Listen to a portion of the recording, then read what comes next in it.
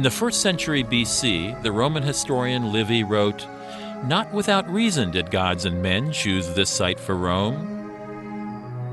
The healthy hills, a river adapted for trade, the sea not too distant, all allow Rome to be the greatest city in the world." Indeed, Rome rose to great heights, and its sights can absorb the traveler for weeks. But outside the city, down the long, straight roads the Romans built to all corners of the globe, there lies much more to explore. From the olive trees on the Sabine hills to the great Roman villas, the medieval towns, the environs of Rome are a place for easy day trips, some solitude, and escape from the summer heat. The Romans called the countryside around Rome Campania. Whether wandering through the ruins of Rome's ancient seaport or listening to the musical fountains at a villa, getting outside the city and away from the crowds helps the past truly come to life. All roads lead out of Rome. The master engineers built many major arteries leaving the city. You can still get a feel for these great roads on the old Appian Way, the Roman road toward Greece, Asia Minor, and Egypt. Strolling here under the cypress trees in the Appian Way Park, just outside the city limits, time slips away. An edict in ancient Rome forbade the burial of the dead within the city limits. So families built tombs, catacombs, and basilicas along the route. Some parts of the road still have their original Roman stones. We head out of Rome in all directions, south to the Alban Hills to Ostia Antica and the beach at Sperlonga, north to the Sabine Hills and the city of Viterbo, west to a glorious hotel, and we begin just east at Hadrian's Villa. What those Roman engineers did not build is the crazy ring road that nowadays encircles Rome.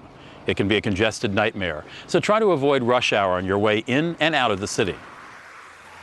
Outside of Rome, along all of the great Roman roads, emperors and nobility built villas in the countryside.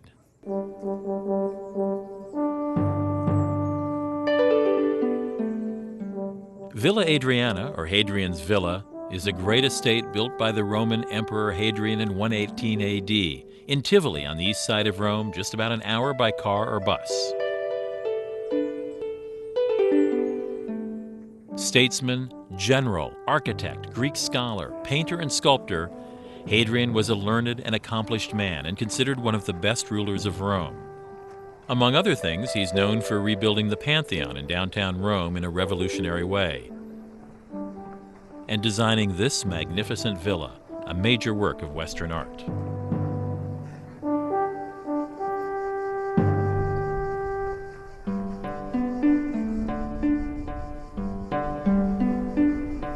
Hadrian preferred to escape here rather than stay in Rome, partially because the Roman Senate disliked him.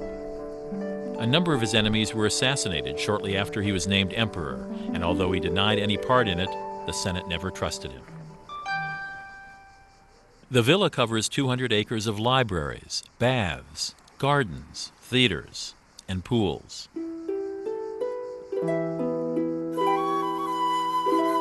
The Maritime Theater, named for the circular shape of the building, actually served as a retreat for the emperor. Hadrian designed a miniature villa on an island where he could dine and sleep. Bridges to the island were removed at night to keep him safe from harm.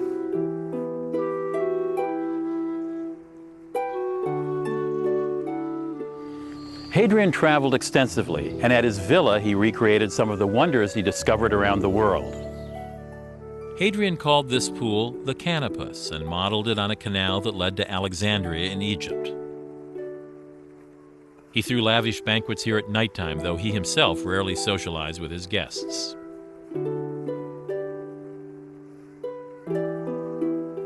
Few of the ornate mosaics and statues that once adorned the villa remain. Most were stolen or destroyed years ago.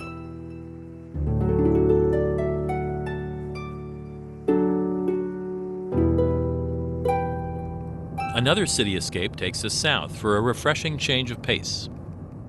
Picturesque towns perched on volcanic craters, sparkling lakes, and a taste of the refreshing local wine. This easy day trip south of Rome follows the route of the Via Appia to the Colli Albani, or Alban Hills. Since the 17th century, popes have come to the Alban town called Castel Gandolfo to escape the summer heat. The town overlooks a volcanic crater, Lake Albano. The papal palace cannot be visited, but you can follow the Pope's lead and relax in this tiny lakeside town. Scholars believe that an ancient town here called Alba Longa predated Rome. In fact, Rome's founders may have come from this spot.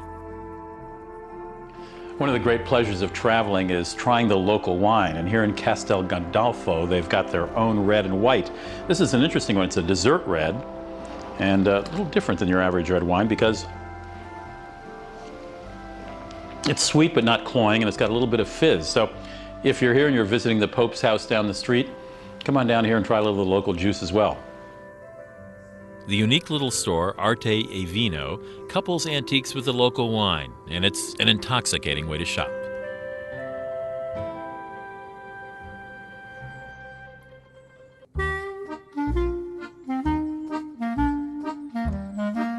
The smallest and most charming of the Alban hill towns is little Nemi on the slopes of Lake Nemi. Known throughout the region for its plump strawberries, Nemi attracted the ancients as well. The cruel Emperor Caligula built enormous pleasure barges decorated with marble and statues that floated on Lake Nemi. In the 1930s, Mussolini had the lake drained and found the 2,000-year-old barges. Incredibly, the Nazis burned them on their retreat in World War II.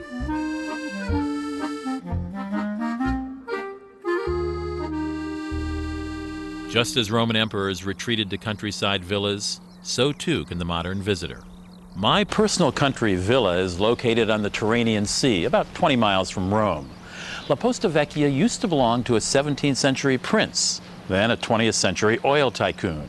And now it's a 5-star deluxe hotel and a retreat fit for an emperor. La Posta Vecchia makes a nice base for exploring the region, or a lovely evening retreat when exploring Rome by day. When you stay at La Posta Vecchia, you're a guest in the home of one of the world's richest men.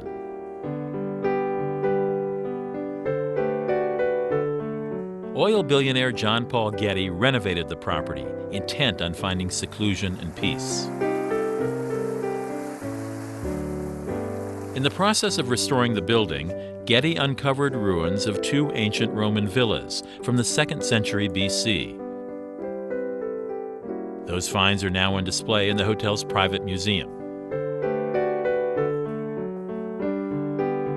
The restaurant alone is worth a visit. The Parisian-trained chef sculpts incredible works of art, like this variation on a mozzarella and tomato salad.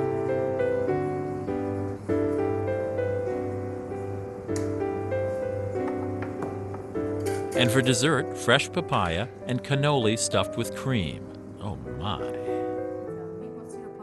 La Posta Vecchia is an exclusive experience, part luxury hotel, part museum, part private home.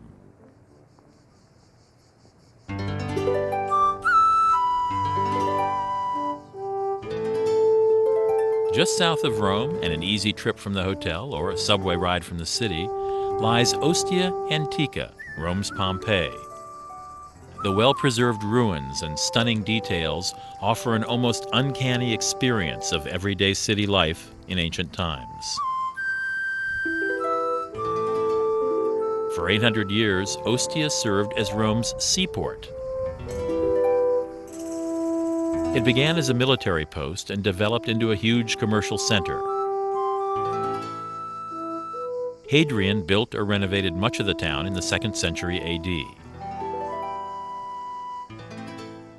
Ostia thrived. The streets bustled with sailors and merchants, senators and slaves.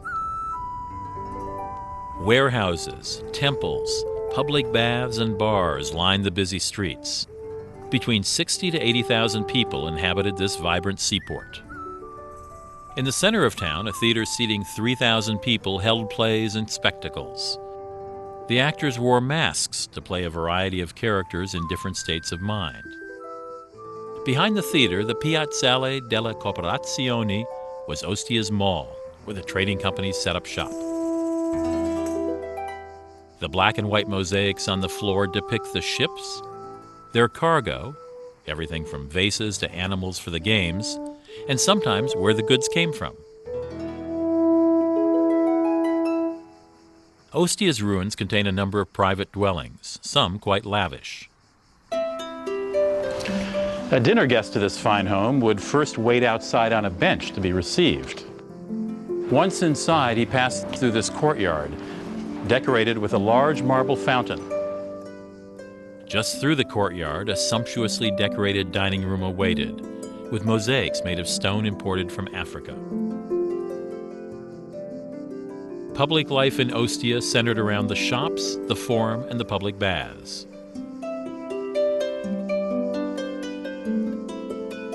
No private home had running water, so everyone, including the slaves, made use of one of the 18 public baths in town. At the fishmonger's shop, Ostians shopped for seafood. One can still see the marble slab where the fish was prepared. And on the way out, note the grooves that the swinging door made, so many centuries ago. A favorite Ostian hangout was the Thermopolium, a bar that served hot drinks. On the wall, a sign advertises some of the menu choices. The joy of Ostia is the chance to wander the streets of a once vibrant city and feel a connection across the centuries.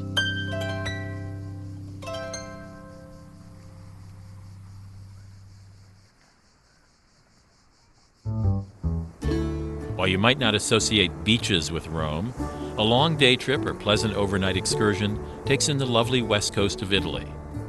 I'm in search of a quiet beach tinged with antiquity.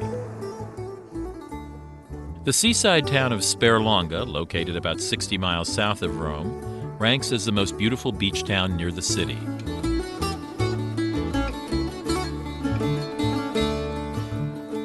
Set high on a cliff to ward off invaders, the town is named for a nearby grotto.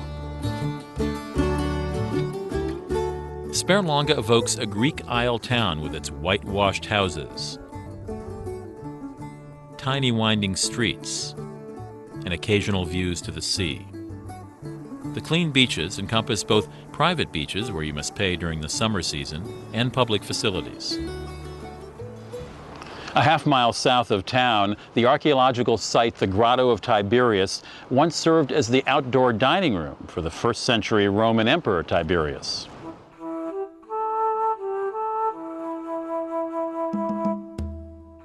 The grounds hold a small villa, the emperor's retreat from Rome, as well as a grotto by the sea. Inside the grotto, once decorated with huge sculptures, the emperor and guests dined on an artificial island. The meal was served on little boats that floated to the table. An adjacent museum displays some of the villa's marvelous statues. In 1957, when the sculptures were discovered, the residents of Sperlonga erected roadblocks to keep the artwork from leaving town. This exquisite little museum is the fruit of their labor. Several colossal sculptures once filled the interior of the grotto. The most significant captures Odysseus blinding the monster Cyclops. Monks destroyed the original statue, and scholars spent years constructing a replica based on 7,000 pieces of the original.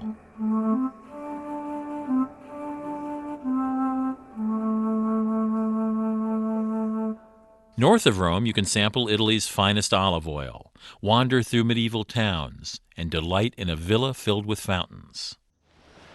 The Roman Via Salaria heads northeast to the Sabine Hills. It's an ancient trade route, and I'm on a shopping mission myself to stock up on the region's finest olive oil. The olive trees in the Sabine Hills are some of the oldest and largest in Europe, and the arid land and warm breezes enhance the flavor. Babylonian records mention the quality of olive oil from these hills as far back as 1700 BC. The ancients rubbed oil on their bodies after baths and when they felt unwell. In ancient Greece, cutting down an olive tree was punished by death. The Abbey of Farfa, an important religious center in medieval times, today houses an oleoteca, a store where you can sample the incredible variety of oil from this region. Now, we're in an abbey right now. Why are you selling olive oil in an abbey? The monks here in Farfa, they started to do olive oil thousands of years ago. So, do you taste olive oil like wine? Do you look at the color? You smell before, yes, and it's important the smell of green smell, something like leaves or grass. That is really great. It is very light, you're right. With fine wine, you often want it to be 4, 5, 6, 7, 10, 20 years old. Is olive oil the same? Does it get better as it gets older? No, it's not the same. We say old wine and new oil. That's because the oil... Old wine is good and new oil is good. So you should use olive oil when you buy it. 1 year, 24 months, it's maximum. The maximum. Just down the road from the abbey, the little town of Castelnuovo di Farfa lives and breathes olive oil.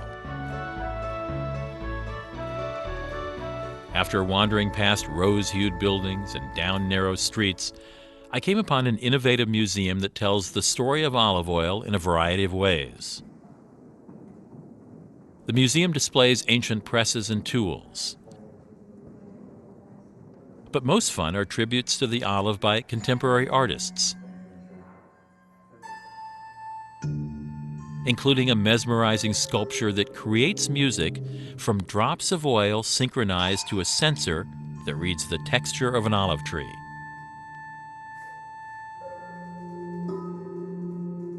A lonely and magical interpretation of the importance of the olive sits atop a hillside covered with the silvery trees. The curators enclosed and renovated this medieval church. And when you enter, a soaring Middle Ages melody plays with contemporary lyrics dedicated to the olive tree.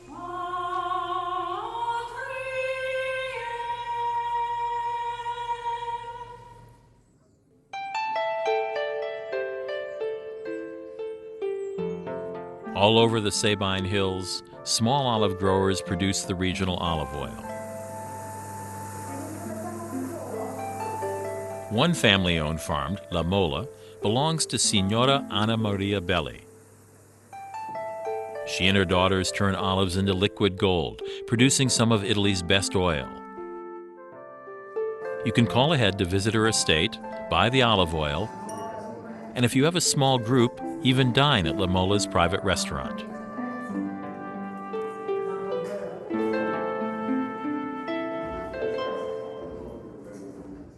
Back in Castelnuovo, the residents celebrate their long love affair with olive oil in the Festa della Bruschetta. This Sabine version of bruschetta is a piece of toasted bread rubbed with garlic, topped with salt and fresh olive oil.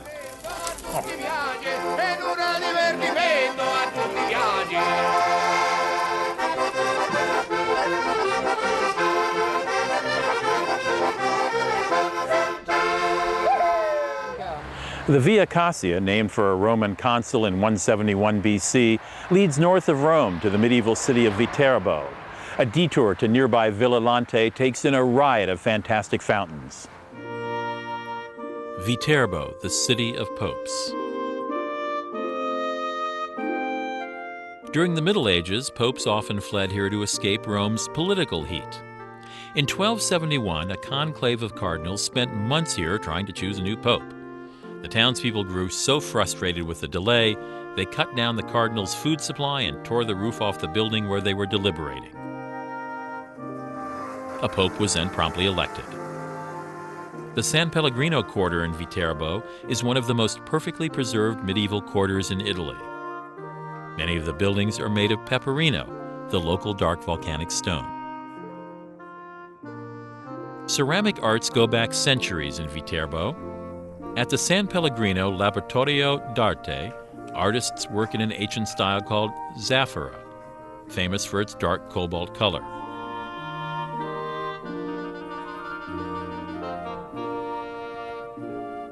Some of the pottery is made of peperino, the same stone as the city streets. In addition to shopping, visitors to this workshop can paint a medieval-style ceramic piece, fire it in the oven, or take courses in ceramic arts.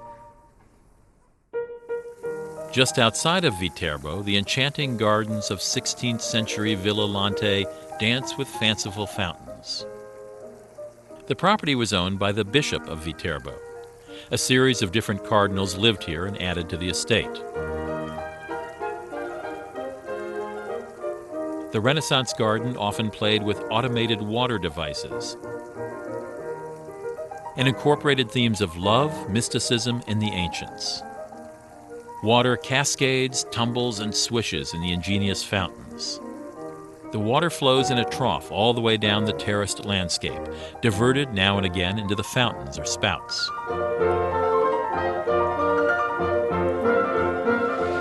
The cardinals held lavish dinner parties here at this table. That trough of water running down the center was meant to keep the wine bottles chilled. Now that's my kind of table. There are many little nooks and crannies to be explored at Villa Lante. A little grotto here, or a tiny waterfall there. The villa affords yet another glimpse of one of Rome's elite countryside retreats.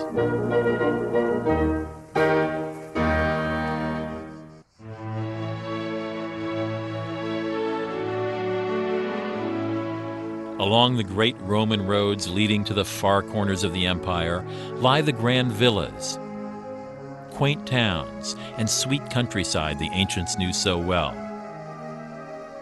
Following in their footsteps, visitors can design peaceful, cool escapes from big city life. Often it's the little things, the mark a swinging door once made, or the reflection of columns in a pool, that stir the soul and dissolve the centuries. To really know Rome, you must also know the surrounding region and all its incomparable magic. It's banquet time here at my countryside villa. Beside me is the sea that Roman sailors navigated. Beneath me, a 2nd century villa. And all around are the spirits of another age. From Campania, I'm Rudy Maxa. Arrivederci and ciao.